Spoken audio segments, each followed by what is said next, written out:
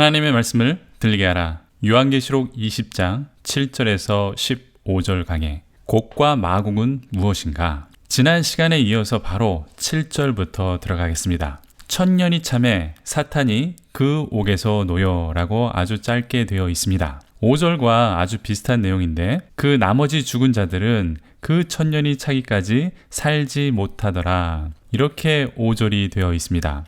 천년이라는 시간이 지나고 하나님의 때가 됩니다. 이 천년을 어떻게 해석할 것인지는 여러 가지 논란과 해석이 있습니다. 자세히 나가지는 않겠습니다. 예수님께서 재림하시기 전에 사탄이 감옥에서 노임을 받게 된다. 이렇게 해석을 할 수 있습니다. 사탄이 풀려나는 감옥은 3절에 보면 무저갱이라고 되어 있습니다. 3절에도 천년이 차면 반드시 잠깐 노임을 받게 된다. 이렇게 되어 있죠. 그 일이 이제 일어나는데 사탄이 감옥인 그 무저갱에서 나오게 됩니다. 그리고 이렇게 풀려난 사탄이 어떻게 되는지 함께 보겠습니다. 8절에 보면 나와서 땅의 사방 백성 곧 곡과 마곡을 미혹하고 모아 싸움을 붙이리니 그 수가 바다의 모래 같으리라. 계시록 19장 후반에도 백마를 타고 오시는 예수님께서 이들과 전투를 벌여 심판하시는 장면이 나타났습니다. 이것을 19장에서는 아마겟돈 전쟁이라고 하고 이제 똑같은 상황을 20장에서는 곡과 마곡의 전쟁이라고 말합니다. 이것은 인류 최후의 전쟁인데 사탄은 감옥에서 풀려나서 세상을 미혹하고 예수님을 대적하는 전쟁을 벌입니다. 그런데 번역을 보면 땅의 사방 백성 곧 곡과 마곡을 미혹하였다라고 되어 있습니다. 곡과 마곡을 미혹하여서 싸움을 붙였다라고 되어 있는데 그럼 곡과 마곡이 무엇인가? 이 시간을 좀 알아보겠습니다. 곡과 마곡은 그리스어로도 곡, 마곡으로 표기되어 있습니다. 영어로도 그대로 곡, 마곡으로 같은 발음입니다. 이 곡과 마곡은 에스겔 38장에 나타납니다. 에스겔 38장 2절에 보면 인자야 너는 마곡 땅에 있는 로스와 메섹과 두발 왕 곧 곡에게로 얼굴을 향하고 그에게 예언하여 라고 되어 있습니다. 그러니까 마곡은 땅, 즉 지역의 이름이라고 확실하게 말씀하고 있습니다. 인자야 너는 마곡 땅에 있는 이라고 되어 있으니까 마곡은 땅 이름이죠. 확실하죠? 그리고 마곡 땅에 있는 로스와 메섹과 두발 왕 곧 곡에게 얼굴을 향하여 라고 되어 있으니까 마곡 땅에 있는 왕들에게 예언하라 라는 그런 말인데 여기에서 곡이 왕들이라고 말하는 것입니다. 그런데 너무 나간 분들은 로스를 러시아, 메섹과 두발을 터키라고 직접적으로 인용하면서 해석하시는 분들이 있습니다. 그렇지만 계시록은 이것이 오늘날 우리가 눈으로 볼 수 있는 국가의 이름들이 아니라 이것은 상징적인 이름들입니다. 당시 북방 민족이었던 그 민족들을 말하는 것인데 그것을 오늘날로 해석을 해버리면 해석이 엉키게 되는 것이죠. 러시아나 현존하는 터키 같은 그런 나라들이 아니라 이것은 그냥 북방 민족 그렇게 해석하는 것이 더 합리적일 것입니다. 곡과 마곡은 또 창세기에서 나타나는데 10장 2절에 보면 노아의 아들 야벳의 후손의 이름 중 하나가 마곡이었습니다. 그러니까 마곡은 이 부족들의 이름입니다. 당시 부족 사회였기 때문에 그 사회의 부족 사회를 마곡이라고 한 것이죠. 그래서 오늘날의 개념으로 보면 나라의 이름으로 그렇게 보는 것이고 또 역대상 5장 4절에 보면 요엘의 아들은 스마야요 그의 아들은 곡이요 그의 아들은 시므이요 라고 되어 있는데 요엘의 아들의 이름이 곡 그러니까 사람의 이름이 곡이라고 되어 있는 것이죠. 그러니까 이 성경적 근거를 가지고 말하면 곡은 사람 또는 왕을 말하는 것이고 마곡은 땅을 말하는 것입니다. 그러니까 오늘날로 말하면 미국의 바이든, 일본의 스가 이런 정도로 말하는 것이 곡과 마곡입니다. 에스겔 38장 6절에 근거하면 북방에 있는 적대국들을 말하는 것이고, 에스겔 38장 15절에도 내가 내 고국 땅 북쪽 끝에 많은 백성 곧 다 말을 탄 큰 무리와 능한 군대와 함께 오고 라고 되어 있습니다. 그러니까 북방에서 큰 기병들이 쳐들어온다, 이런 뜻이죠. 계시록에서는 곡과 마곡은 하나님을 대적하는 왕들과 나라를 말하는 대명사로 쓰이는 것입니다. 에스겔에서의 표현과 예언을 그대로 가져다가 사용한 것입니다. 계시록 20장 8절을 다시 보셔도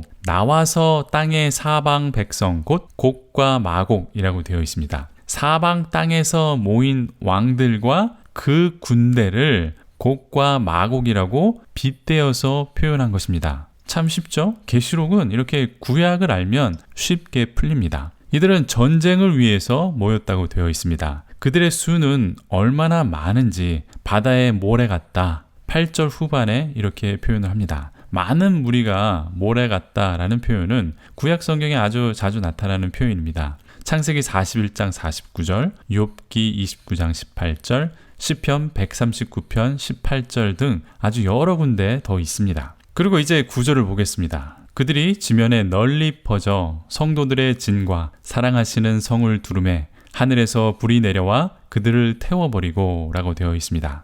여기 번역이 조금 아쉬운 것은 올라가다 라는 표현이 빠졌는데 구약과 연결된 아주 중요한 표현인데 한글 개역 개정에는 그런 표현이 약간 빠져서 아쉽습니다. 새번역 성경에도 그들은 지면으로 올라와서 라고 이렇게 시작을 합니다. 올라오다, 이 표현이 들어있는데 그런데 땅 위에 올라왔다라는 것으로 보고 있습니다. 그러니까 지하에서 마치 땅으로 올라온 것처럼 그렇게 표현을 했기 때문에 좀 아쉽습니다. 이 올라온다라는 것은 예루살렘으로 올라간다라는 그런 구약적 표현에서 나타난 것입니다. 한국 사람들은 아주 잘 이해할 것입니다. 우리는 어느 지역에 있든지 서울로 올라간다, 이렇게 말합니다. 서울보다 북쪽에 있는 곳에서도 서울로 올라간다 라는 표현을 하지 내려간다 그렇게 말하진 않습니다. 성경에서도 예루살렘으로 항상 올라간다 이렇게 표현을 합니다. 에스라 1장 3절, 시편 122편 4절,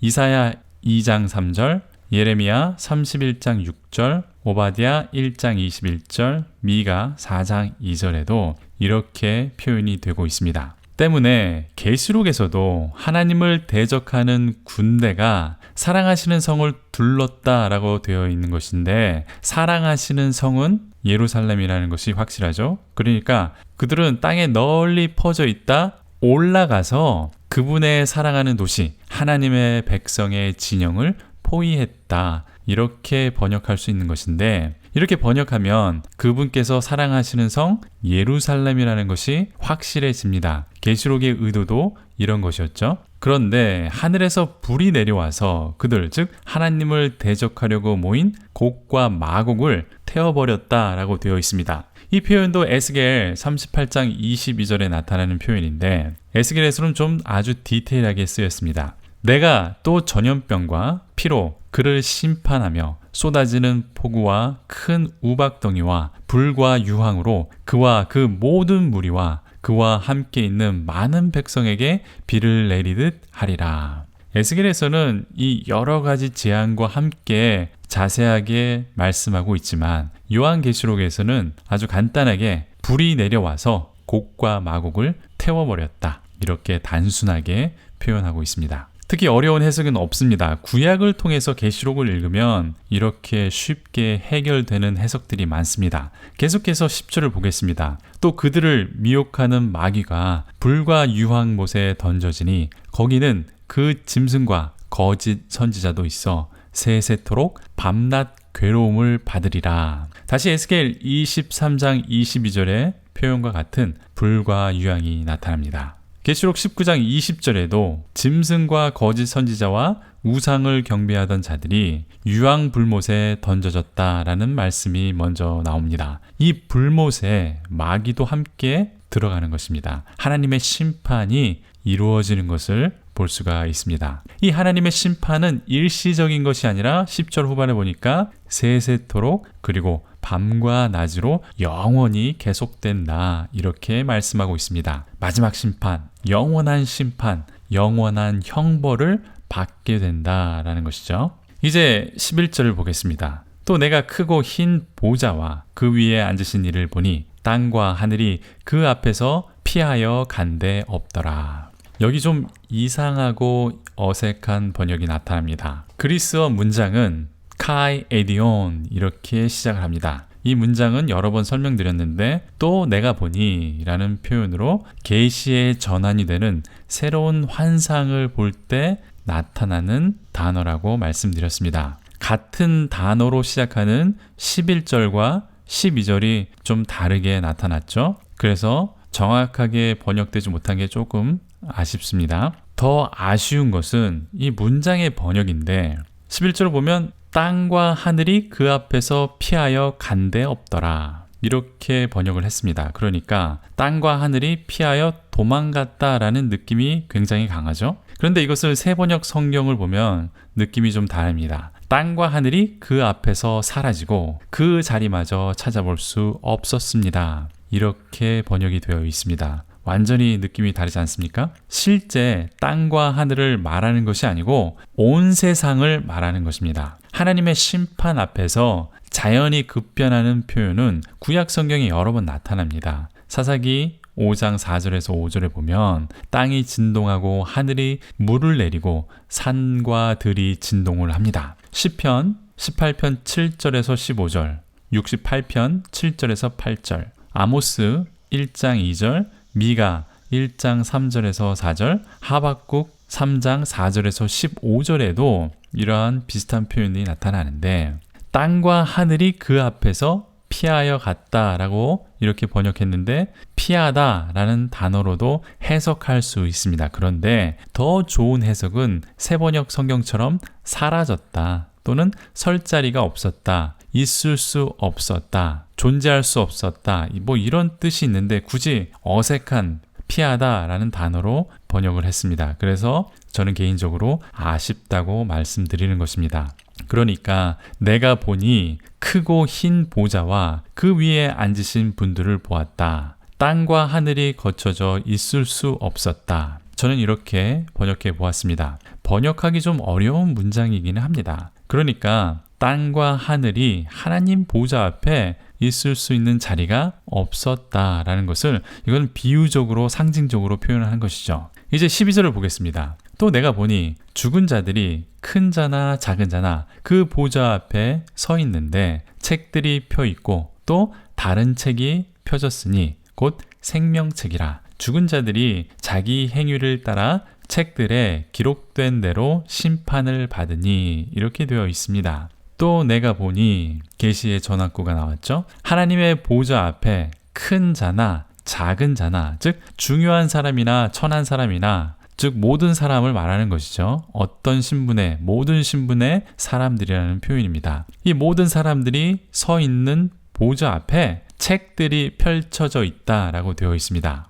이것은 심판을 말하는 것인데 다니엘 7장 10절에 보면 불이 강처럼 흘러 그의 앞에서 나오며 그를 섬기는 자는 천천히요 그 앞에서 모셔 선 자는 만만이며 심판을 베푸는데 책들이 펴 놓였더라 이렇게 되어 있습니다. 그러니까 다니엘서에도 심판의 보좌 앞에 책들이 펼쳐져 있다라고 묘사를 하고 있습니다. 그런데 계시록 20장 12절에는 또 다른 책이 펼쳐져 있습니다. 무슨 책이냐? 생명의 책이 펼쳐져 있다는 것입니다. 이 생명의 책은 계시록에서 이미 여러 번 나타났습니다. 계시록 3장 5절, 13장 8절, 17장 8절, 20장 12절, 15절, 21장 17절 이렇게 더 나타납니다. 그런데 이 생명의 책이 죽은 사람들의 그 행위에 따라 심판하는 책은 아닙니다. 계시록 20장 12절 후반을 읽어보면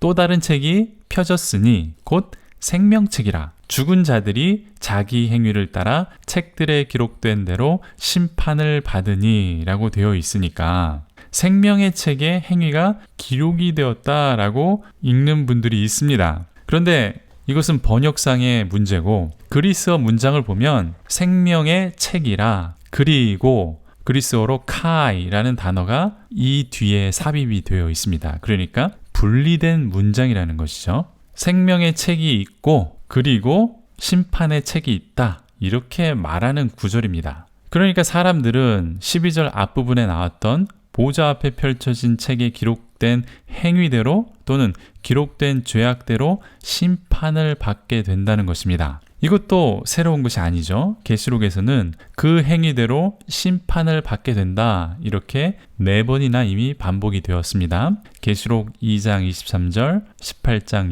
6절, 20장 12절, 13절 이렇게 나타납니다. 좀 더 쉽게 말씀드리면 생명의 책이 있고 또 다른 책이 있는데 심판을 위하여 그 행위가 기록된 책들이 더 있다는 것입니다. 이제 13절을 보면 바다가 그 가운데서 죽은 자들을 내주고 또 사망과 음부에도 그 가운데서 죽은 자들을 내주매 각 사람이 자기의 행위대로 심판을 받고 라고 되어 있습니다. 바다가 죽은 자들을 내어주고 또 사망과 음부에도 죽은 자들을 내어주었다라고 말씀을 하고 있습니다. 이것은 죽은 자들의 부활을 말하는 것인데 그러니까 모든 사람들이 부활한다라는 것을 설명해 주는 것입니다. 그런데 죽은 자들이 부활하는데 특이한 것은 바다와 음부로 나누어져 있다는 것입니다. 이것은 당시 그리스, 로마 그리고 팔레스타인들의 죽음에 대한 개념과 음부에 대한 개념 때문에 이렇게 굳이 설명을 해주고 있는 것입니다. 이 당시 사람들은 바다에서 죽은 사람들은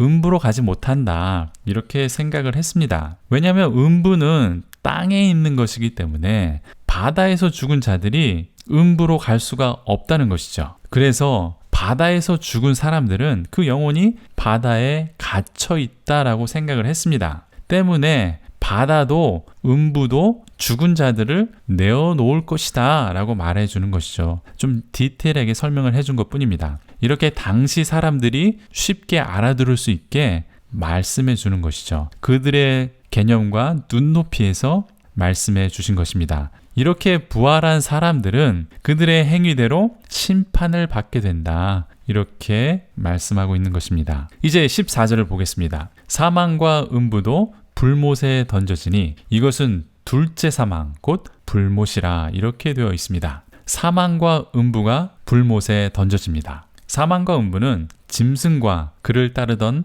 하나님의 대적들과 같이 불못에 던져지는 운명을 맞이하게 됩니다. 여기에서 왜 사망과 음부가 불못에 던져졌는지는 두 가지의 해석이 있습니다. 이제 더 이상 사망과 음부가 필요 없으니까 이것이 불못에 함께 던져졌다. 더 이상 이 세상에 필요 없는 것이 되었기 때문에 폐기 처분된 것이다. 이렇게 해석하는 경우가 있고요. 또 다른 해석은 이 첫 번째 사망과 연관된 사망과 음부가 이제 통째로 영원한 두 번째 사망의 심판의 불못에 던져진 것이다. 한꺼번에 다 싸잡아져서 던져진 것이다. 이렇게 보는 견해입니다. 저는 이 둘 다 통합해서 맞다고 생각합니다. 여러분께서는 이 둘 중 하나를 선택하시던지 저처럼 이 둘을 통합 수용하시던지 거기에 대해서는 큰 문제가 없을 것입니다. 어쨌든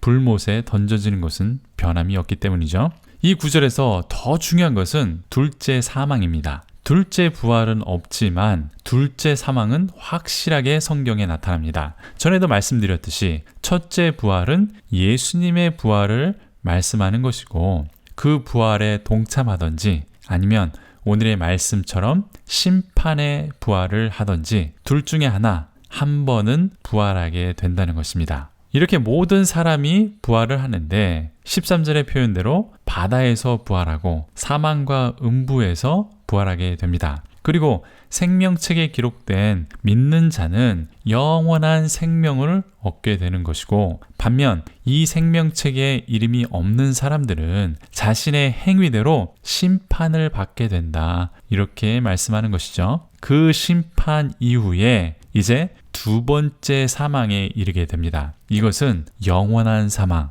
둘째 사망은 계시록 2장 1절에서 이미 언급이 되었던 것입니다. 이제 끝으로 15절을 보겠습니다. 누구든지 생명책에 기록되지 못한 자는 불못에 던져지더라. 이렇게 20장을 끝맺고 있습니다. 생명책에 기록된다는 것은 오직 예수 그리스도를 통해서만이 가능한 것입니다. 오직 믿음으로만, 예수 그리스도를 믿는 그 믿음으로만 가능한 것입니다. 우리의 노력과 힘으로는 되지 않습니다. 저와 여러분의 이름은 이미 이 생명책에 기록이 되어 있습니다. 예수님께서 그 피로 우리의 이름을 기록해 주셨습니다. 때문에 우리는 두렵고 떨 필요가 없습니다. 이단들은 우리를 겁주고 연약한 믿음을 흔들고 미혹합니다. 하지만 성경이 말씀하는 것은 두 번째 사망도 심판도 우리에게는 해당되지 않는다는 것입니다. 생명책에 기록되어 있는